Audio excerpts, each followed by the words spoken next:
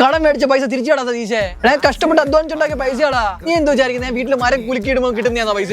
പൈസ അയക്കുന്ന മരം ഉണ്ടായിരുന്നെങ്കിൽ കുലുക്കിയിട്ടാ മതി.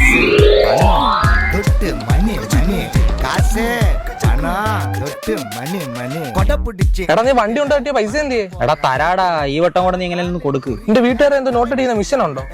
പൈസ അച്ചടിക്കുന്ന മെഷീൻ ഉണ്ടായിരുന്നെങ്കിൽ.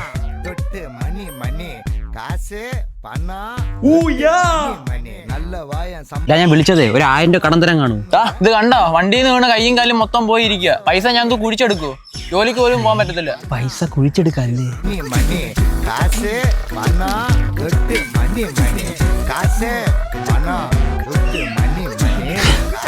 എടാ മന്തി കഴിക്കാൻ പോയാലോ? 500 നോട്ട് കണ്ടിട്ട് കാലം പറഞ്ഞു. ഞാനെന്താ വീട്ടില് പൈസ കൊണ്ടേക്കണമെന്നാണ് പറയുന്നത്.